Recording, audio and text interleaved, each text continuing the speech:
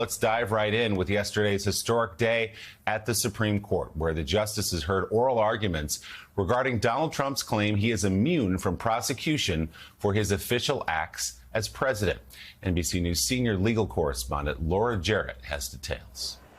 The U.S. Supreme Court weighing a monumental question that will decide whether the former president goes to trial for plotting to overturn the last election and win. I think that the Supreme Court has a very important argument before it today. Mr. Trump hoping to persuade the justices to find him immune from federal charges. His lawyers arguing the office of the presidency would be completely hobbled without that protection. Without presidential immunity from criminal prosecution, there can be no presidency as we know it. The special counsel's office indicted Mr. Trump on conspiracy and obstruction charges last year for his efforts to cling to power, accusing the likely GOP nominee of pressuring state officials to reverse the election results. Actions DOJ argues were for purely personal gain and cannot be shielded from prosecution. There is no immunity that is in the Constitution unless this court creates it today. The conservatives expressing concern if future presidents have no immunity for actions taken while in the White House. That could open the door to recriminations between political rivals. Will that not lead us into a cycle that destabilizes the functioning of our country as a democracy? The liberal justices troubled by the prospect of insulating presidents from accountability, raising a series of dark hypotheticals to underscore the consequences of adopting Mr. Trump's position. If a president sells nuclear secrets to a foreign adversary, is that immune? How about if a president orders the military to stage a coup? That sure sounds bad, doesn't it? I'm trying to understand what the disincentive is from turning the Oval Office into, the seat of criminal activity in this country. The fallout over efforts to subvert the election results in 2020 stretching beyond Washington. In Arizona, a grand jury indicted several members of Mr. Trump's inner circle Wednesday, accusing them of falsely awarding the state's electoral votes to Mr. Trump, despite his loss to President Biden.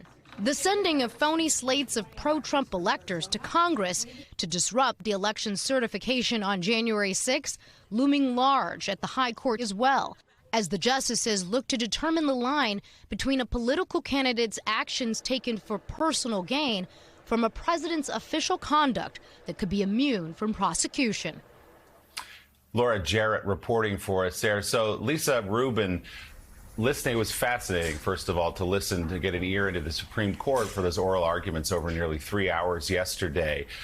Listening to the untrained ear, it sounded like the justices are skeptical, to say the least, of a claim that a president, any president, has blanket immunity, absolute immunity for anything he or she does in office. But some of the conservative justices did seem open to kicking it back down to the trial court.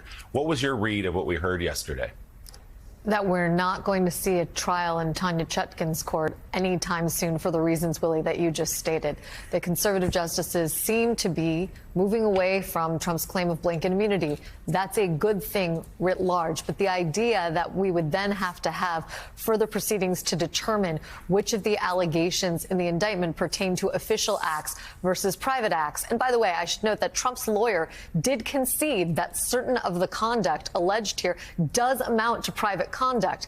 The idea that Judge Chutkan, though, would on remand have to have a series of hearings or mini trials, as our colleague Andrew Weissman said, in order to determine that before taking this case to trial, that puts this case on a calendar where it almost certainly cannot be tried before the election and potentially, depending on what happens at the election, not happen at all. And Barbara McQuade, we heard the hypothetical again yesterday of what about if a president decided that the Navy's SEAL Team 6 should assassinate one of his political opponents? Would that fall under the presidential immunity that you're talking about, Mr. Sauer, there representing Donald Trump? So had that discussion again, which is kind of stunning that we're even suggesting that. What was your read of the way things played out yesterday and what we may hear next? Well, as Mr. Sauer said to that question, that hypothetical, it would depend on the situation. Wow, egads, that's terrifying. My read is that that there are several justices, the women justices, who are ready to go, that they think that the idea that perhaps there is some presidential immunity for some official acts, but that the acts alleged in this indictment are not those acts, and let's go already. In fact, Justices Barrett and Kagan were really pinning down John Sauer on trying to say, you'd agree this is a private act, right? And you'd agree this is a private act, using allegations in the indictment, I think hoping to pin him down to avoid further delay. Certainly there are some justices who think further delay is necessary. I think the real linchpin here is going to be Chief Justice Roberts, who on the one hand did suggest this idea that it would be a one-legged stool to allow only the private acts and not have any reference to the official acts. So there's a little room, I think, for arguing that the crimes here are not official acts, but you need some evidence of official acts to understand the context. And the example Chief Justice Roberts used was bribery. It might be an official act to appoint an ambassador, but if you do that in exchange for money, a bribe, that could still be a crime.